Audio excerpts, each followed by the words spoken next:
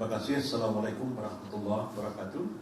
Rekan-rekan wartawan yang saya cintai, terima kasih sudah hadir malam ini di Dharma-Wangsa Hotel untuk menghadiri press conference singkat yang saya laksanakan untuk mengklarifikasi beberapa hal yang menjadi fokus pemberitaan hari ini sehubungan dengan diskusi yang tadi diselenggarakan oleh kedai kopi di Hotel A1 di Jalan Wahid Hashim, Jakarta, terkait dengan sikap dan komitmen pribadi saya dan juga sikap dan komitmen PBB terhadap Koalisi Indonesia Maju. Sebagaimana saudara-saudara maklum, PBB merupakan salah satu partai yang di awal sekali mendeklarasikan Pak Prabowo Subianto sebagai calon Presiden Republik Indonesia 2024-2029 yang akan datang, sebelum ada satupun partai melakukan deklarasi, dan deklarasi dilakukan pada akhir Agustus yang lalu di Bumi Serpong Damai, dan kemudian kami melakukan kegiatan serupa deklarasi di 6 wilayah, mulai dari Aceh sampai ke Jayapura sampai ke Papua.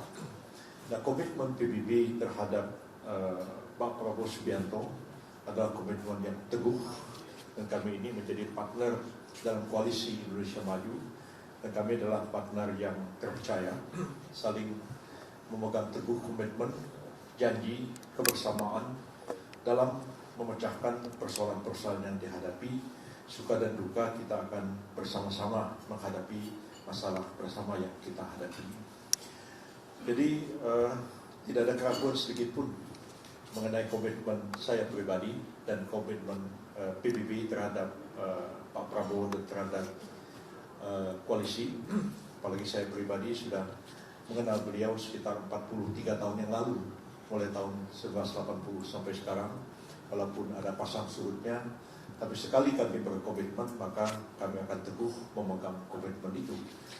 Nah, sehubungan dengan pelaksanaan putusan dari Mahkamah Konstitusi yang sama-sama kita ikuti kemarin, ada 4 putusan Mahkamah Konstitusi, dan saya juga sudah menyampaikan rilis tertulis kemarin tentang putusan Mahkamah Konstitusi itu, baik putusan yang pertama, 2, 3, maupun keputusan yang terakhir, nomor 4, yang mengabulkan permohonan pemohon mahasiswa dari Universitas Surakarta, yang akhirnya Mahkamah Konstitusi mengabulkan sebagian dan menyatakan bahwa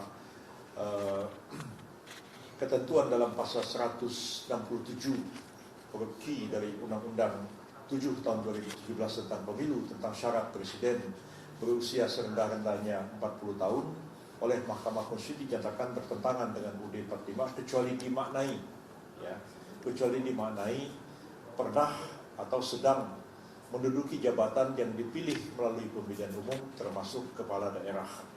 Dan itu putusan yang ada di dalam diktum Mahkamah Konstitusi, putusan Mahkamah Konstitusi. Nah, putusan Mahkamah Konstitusi itu tegas bunyinya dalam diktum, tidak ada perbedaan tafsir dan perbedaan pendapat mengenai bunyi diktum itu. Walaupun putusan sebagai sebuah putusan itu bisa menimbulkan kontroversi, pro kontra terhadap putusan. Tapi pro kontra terhadap putusan dari Mahkamah Konstitusi dan putusan-putusan pengadilan pada umumnya adalah persoalan politik dan persoalan akademik. Nah, apapun persoalan politik dan akademik, dia tidak dapat meruntuhkan atau menggugurkan putusan Mahkamah atau Mahkamah Konstitusi dan putusan pengadilan pada umumnya. Jadi keputusan itu seperti itulah bunyinya, dia final, dia binding, dia final, dia terakhir, tidak dapat diajukan banding dan kasasi, dan dia final. Maka semua pihak terikat dengan putusan Mahkamah Konstitusi itu, terlepas daripada adanya pro kontra terhadap putusan Mahkamah Konstitusi itu sendiri. Dan saya kira terhadap putusan Mahkamah Konstitusi itu siapa saja boleh mempunyai pendapat, boleh mengkritik, ya, karena terbuka untuk dikritik oleh siapapun. Kalau ditanya kepada saya sebagai akademisi hukum tata negara, jawaban saya seperti ya, dan tadi sudah didengar jawaban saya terhadap putusan Mahkamah Konstitusi dalam diskusi di kedai kopi tadi pagi.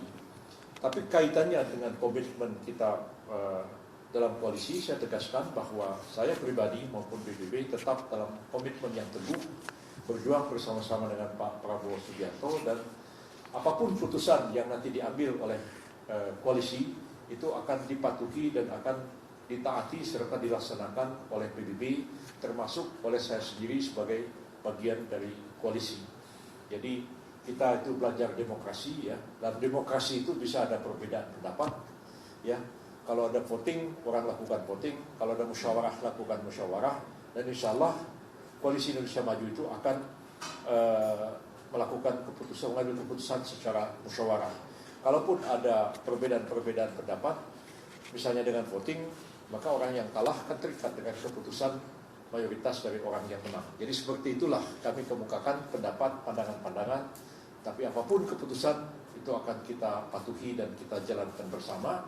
Termasuk misalnya putusan dari Pak Prabowo Subianto untuk memilih Pak Gibran sebagai calon wakil presiden, ya itu kita akan patuhi, kita akan dukung keputusan itu, dan kita akan laksanakan dalam prakteknya.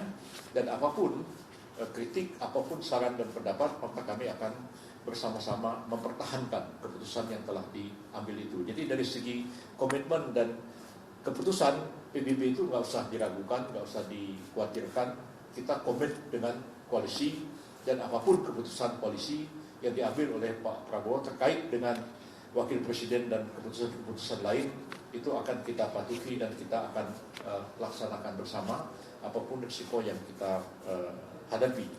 Bahkan oleh karena keputusan ini mungkin nanti ketika akan dilaksanakan itu akan menghadapi sejumlah persoalan-persoalan hukum. Misalnya, apakah keputusan ini harus mengubah undang-undang? Apakah presiden perlu mengeluarkan perpu? Apakah ketua KPU Pak Hashim harus mengeluarkan keputusan KPU?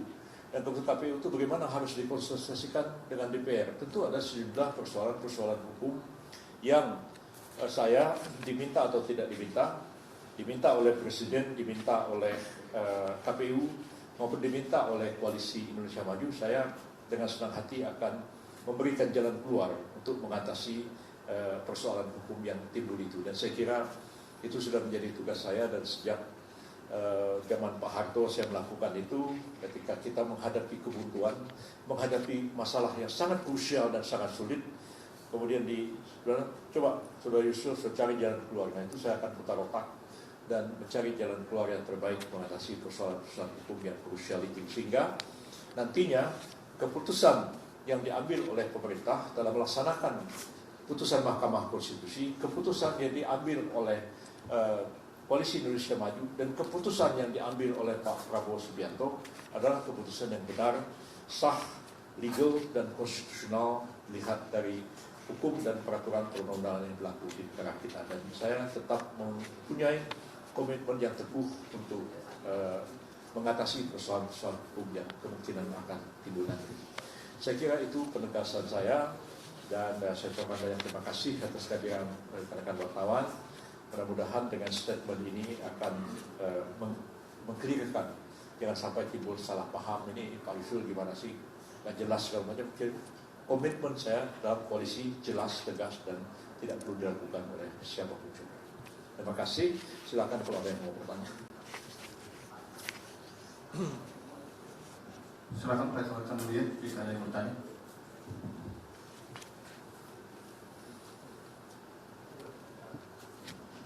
Selamat malam Bang, Adil dari Tempo. Tadi saya juga ikut di kedai kopi itu ya, tapi secara mendadak juga akhirnya memberikan klarifikasi. Nah, kira-kira apa yang terjadi sehingga Bang Yusril akhirnya memutuskan secara mendadak bikin konferensi di sini? Betul, karena memang saya melihat tidak secara lengkap apa yang saya sampaikan di diskusi kedai kopi itu dimuat oleh berita, sehingga banyak kawan-kawan bertanya.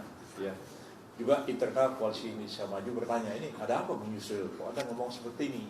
Padahal tadi saya bilang, saya terangkan dalam pertemuan di kedai kopi itu bagaimana sikap PBB dalam koalisi. Saya bilang dalam demokrasi itu orang yang kalah ikut orang yang menang. Jadi kalaupun mungkin ketika bermusyawarah itu kita punya pendapat yang agak berbeda, Tapi kalaulah dimusyawarahkan dan kemudian diputuskan, bahkan dengan voting, apa yang menjadi keputusan, itu kita komit dengan keputusan itu. Itu yang sebenarnya penegasan saya, PBB tetap komit dengan koalisi dan tidak akan ada perbedaan pendapat apabila kita telah mengambil sebuah keputusan. Sampai hari ini kan kita belum mengambil keputusan dan masih akan rapat. Nah, ini kurang mendapatkan porsi pemberitaan, sehingga malam ini saya mengklarifikasi masalah ini supaya tidak timbul kesalahpahaman lebih lanjut. Tapi kepada kawan-kawan yang bertanya setelah saya jelaskan, kawan, oh begini persoalannya, iya saya bilang. Tadi juga saya telah menulis press release dan saya sampaikan dan sudah dimuat oleh beberapa media. Detikcom kelihatannya sudah memuat beberapa menit yang lalu. Itu pertimbangannya ya. Saya Audrey Chandra. Saksikan program-program Kompas TV melalui siaran digital, pay TV, dan media streaming lainnya. Kompas TV, independen, terpercaya.